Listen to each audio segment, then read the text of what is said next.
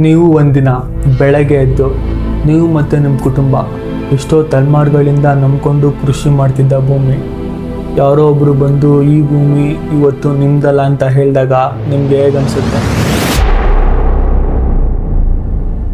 Sir ಅವ್ರು ಬಂದು ಇಲ್ಲಿ ಗ್ರೌಂಡ್ ರಿಪೋರ್ಟ್ ತೊಗೊಳ್ಳಿ ಸರ್. ಒಂದು ಕಡೆ ಪರ ಇರೋರನ್ನ ಕುಂಡಿಸ್ಲಿ, ಒಂದು ಕಡೆ ವಿರೋಧ ಇರೋರನ್ನ ಕುಂಡಿಸ್ಲಿ, ಶೇಕಡಾವಾರು ಫಲಿತಾಂಶ ಅವರೇ ಹೇಳಲಿ ಸರ್. ಅವರು ಎಲ್ಲೋ ಎ ಸಿ ರೂಮಲ್ಲಿ ಕುತ್ಕೊಂಡು 80% ಒಪ್ಕೊಂಡವ್ರೆ, 20% ಇಲ್ಲ ಅಂತ ಹೇಳ್ತಾರಲ್ಲ. ನಾವು ಸುಮ್ಮನೆ ಹೋರಾಟ ಮಾಡ್ತಾ ಇದ್ದೀವ ಸರ್? ಸಾವಿರಾರು ಜನ ನಿದ್ದೆ ನೆಮ್ಮದಿ ನಮ್ಮ ಜೀವನನೇ ಕಿತ್ಕೊಬಿಟ್ಟವ್ರೆ ಸರ್ ಅವರು. ವ್ಯವಸಾಯ ಬಿಟ್ಟರೆ ನನಗೇನು ಬರೋಲ್ಲ ಸರ್. ನಾನು ಹೋಗ್ಬಿಟ್ಟು ಇವತ್ತು ವ್ಯವಸಾಯ ಮಾಡೋದು ಬಿಟ್ಟು ಬೇರೆ ಇನ್ನೇನು ಮಾಡೋಕ್ಕಾಯ್ತದೆ ನನ್ನ ಕೈಯಲ್ಲಿ. ಹೌದು, ನಾನಿವತ್ತು ಮಾತಾಡೋಕೆ ಬಂದಿರೋದು ನಮ್ಮ ಬೆಂಗಳೂರಲ್ಲಿ ಬಿಡದಿಯಲ್ಲಿ ಆಗ್ತಿರೋ ಒಂದು greater Bengaluru integrated township project ಬಗ್ಗೆ. ಈ ಒಂದು ಪ್ರಾಜೆಕ್ಟ್ ಮಾಡೋಕ್ಕೆ ನಮ್ಮ ಗೌರ್ಮೆಂಟು ಸುಮಾರು 7,400 ಎಕರೆಯಷ್ಟು ಭೂಮಿ ಹಾಗೆ 18,000 ಕೋಟಿ ರೂಪಾಯಿ ಬಜೆಟ್ನ ಮಂಡನೆ ಮಾಡಿದೆ. ಈ ಒಂದು ಪ್ರಾಜೆಕ್ಟ್ ಆಗೋದ್ರಿಂದ ನಮ್ಮ ಬೆಂಗಳೂರಿಗೆ ಫಸ್ಟ್ AI ಸ್ಮಾರ್ಟ್ ಸಿಟಿ ಅಂತ ಟ್ಯಾಗ್ ಬರುತ್ತೆ. ಹಾಗೆ ನಮ್ಮ ಬೆಂಗಳೂರಲ್ಲಿರೋ ಎಕನಾಮಿಕ್ ಹಾಗೆ ಜಾಬ್ ಕ್ರೈಸಿಸ್ನ ರಿಡ್ಯೂಸ್ ಮಾಡೋಕ್ಕೆ ಈ ಒಂದು ಪ್ರಾಜೆಕ್ಟು ಹಾಗೆ ಆಗಬೇಕು ಅಂತ ಗೌರ್ಮೆಂಟು ಪಣ ತೊಟ್ಟು ನಿಂತ್ಬಿಟ್ಟಿದ್ದಾರೆ. ಆದರೆ ನೀವು ಇಲ್ಲೊಂದು ರಿಯಾಲಿಟಿನ ಅರ್ಥ ಮಾಡ್ಕೊಳ್ಳಿ. ಈ ಒಂದು ಪ್ರಾಜೆಕ್ಟ್ ಆಗೋದ್ರಿಂದ ಯಾರಿಗೆ ಲಾಭ ಯಾರಿಗೆ ನಷ್ಟ? ಯಾಕಂದರೆ ಕೆಲವೊಬ್ಬರು ಈ ಒಂದು ಪ್ರಾಜೆಕ್ಟ್ನ ರಿಯಲ್ ಎಸ್ಟೇಟ್ ಬಿಸ್ನೆಸ್ ಅಂತ ಹೇಳ್ತಿದ್ದಾರೆ. ಇದೆಲ್ಲ ರಿಯಲ್ ಎಸ್ಟೇಟ್ ಮಾಫಿಯಾ ಅಷ್ಟೇ, ಇಂಡಸ್ಟ್ರಿ ಅಂತಕ್ಕಂಥದ್ದು. ಬರಡು ಭೂಮಿ ಇರೋ ಕಡೆ ಇಂಡಸ್ಟ್ರಿ ಮಾಡಲಿ. ಇಲ್ಲಿ ನಮ್ಮ ರೈತರುಗಳು ಅಡಿಕೆ ಬೆಳೆದವ್ರೆ, ಮಾವು ಐತೆ, ತೆಂಗೈತೆ, ವ್ಯವಸಾಯ ಮಾಡ್ತಾರೆ. ಬೆಂಗಳೂರಿಗೆ ಹತ್ರ ಐತೆ. ಪ್ರತಿ ತಿಂಗಳು ಪ್ರತಿ ವರ್ಷನೂ ಕೂಡ 15ರಿಂದ 20 ಲಕ್ಷ 25-30 ಲಕ್ಷ ಸಂಪಾದನೆ ಮಾಡ್ತಾರೆ.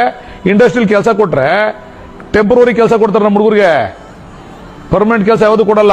ನಮ್ಮ ಗೌರ್ಮೆಂಟು ಈ ಒಂದು ಪ್ರಾಜೆಕ್ಟ್ನ ಯಾಕೆ ಒಂದು ಬೆಂಗಳೂರಲ್ಲೇ ಮಾಡೋಕೆ ಹೊರಟಿದ್ದಾರೆ? ನಮ್ಮ ನಾರ್ತ್ ಕರ್ನಾಟಕ ಹಾಗೆ ಅಲ್ಲಿರೋ ಸುತ್ತಮುತ್ತ ರೀಜನಲ್ಲೂ ಕೂಡ ನಮ್ಮ ರೈತರು ಭೂಮಿ ಕೊಡೋಕೆ ರೆಡಿ ಇದ್ರು. ಬಟ್ ನೀವು ಯಾಕೆ ಅಲ್ಲೆಲ್ಲ ಬಿಟ್ಟು ಇಲ್ಲಿ ಮಾಡ್ತಾ ಇದ್ದೀರೋ ಅನ್ನೋದು ಅಲ್ಲಿರೋ ರೈತರ ಪ್ರಶ್ನೆ. ಸೊ ಹಾಗೆ ಇನ್ನು ಸ್ವಲ್ಪ ಜನ ಈ ಒಂದು ಪ್ರಾಜೆಕ್ಟ್ ಏನಾದರೂ ಆದರೆ ನಮ್ಮ ಬೆಂಗಳೂರಿನ ಒಂದು ಭವಿಷ್ಯ ಇದರಲ್ಲಿದೆ.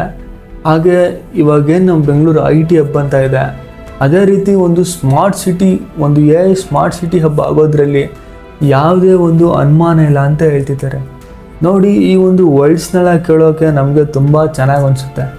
ಬಟ್ ನೀವು ಅಲ್ಲಿರೋ ಒಂದು ಗ್ರೌಂಡ್ ರಿಯಾಲಿಟಿನ ಅರ್ಥ ಮಾಡ್ಕೊಳ್ಲೇಬೇಕು. ಹಾಗೆ ಅವರ ಒಂದು ರೈತರ ಕಣ್ಣೀರು, ಸಂಕಷ್ಟ, ಅವ್ರ ದುಃಖನ ನೀವು ಅರ್ಥ ಮಾಡ್ಕೊಳ್ಲೇಬೇಕು.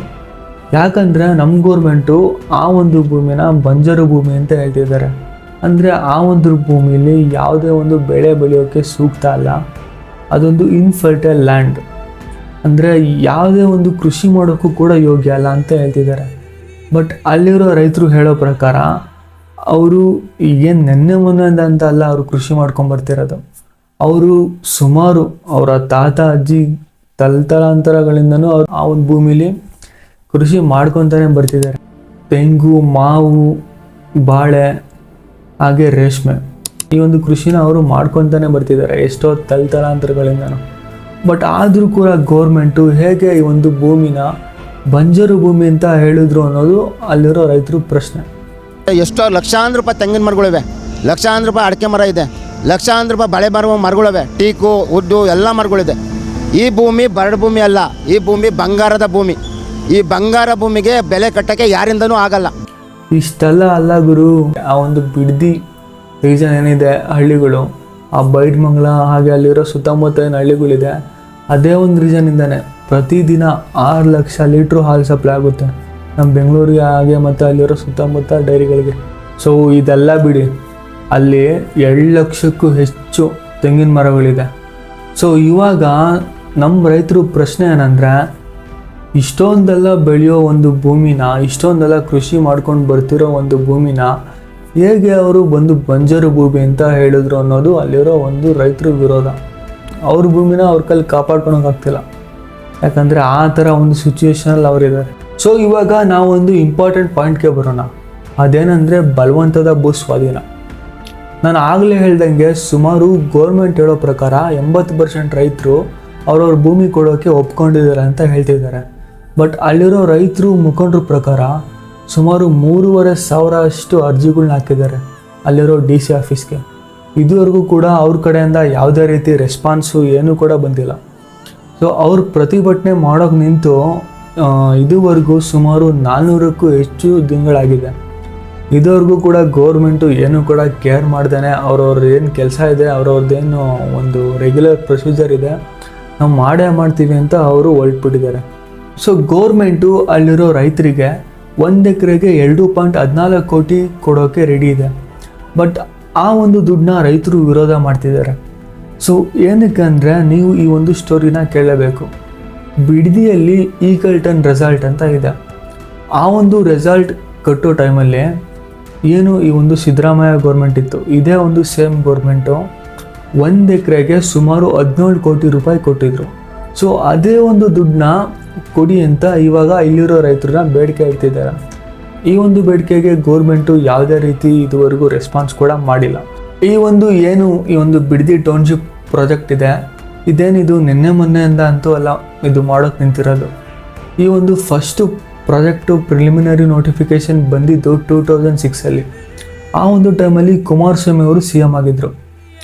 ಆ ಒಂದು ಟೈಮಲ್ಲಿ ಕೂಡ ಪ್ರಿಲಿಮಿನರಿ ನೋಟಿಫಿಕೇಷನ್ನ ಹೊರಡಿಸಿದ್ರು. ಸೊ ಕಾರಣಾಂತರಗಳಿಂದ ಅಲ್ಲಿರೋ ರೈತರ ಕಡೆಯಿಂದ ಒಂದು ವಿರೋಧ ಬಂತು, ಈ ಒಂದು ಪ್ರಾಜೆಕ್ಟ್ ಬೇಡ ಅಂತ. ಸೊ ಆ ಟೈಮಲ್ಲಿ ಅವರು ಏನಾದರೂ ಕೈ ಬಿಟ್ಬಿಟ್ರು ಈ ಒಂದು ಪ್ರಾಜೆಕ್ಟ್ನ. ಈ ಒಂದು 2013 ಲಾರ್ ಆ್ಯಕ್ಟ್ ಪ್ರಕಾರ ಏನು ಒಂದು ಪ್ರಿಲಿಮಿನರಿ ನೋಟಿಫಿಕೇಷನ್ ಹೊರಡಿಸಿದ 12 ತಿಂಗಳ ಒಳಗಡೆ ಆ ಒಂದು ಡಿಸಿಷನ್ನ ಫೈನಲೈಸ್ ಮಾಡಬೇಕು, ಇಲ್ಲ ಅಂದರೆ ಅದೊಂದು ರಿಜೆಕ್ಟ್ ಆಗುತ್ತೆ ಅಂತ ಆ ಒಂದು ಆ್ಯಕ್ಟ್ ಪ್ರಕಾರ ಇದೆ. ಸೊ ಅಲ್ಲಿರೋ ರೈತರು ಪ್ರಶ್ನೆ ಏನಂದರೆ, ಸೊ ಇದು 2006ಅಲ್ಲಿ ಬಂದಿರೋ ಫಸ್ಟ್ ನೋಟಿಫಿಕೇಷನ್, ಪ್ರಿಲಿಮಿನರಿ ನೋಟಿಫಿಕೇಷನ್ ಏನು ಬಂದಿತ್ತು ಅದು 2006ಅಲ್ಲಿ, ಅಂದರೆ 20 ವರ್ಷಗಳ ಹಿಂದೆ.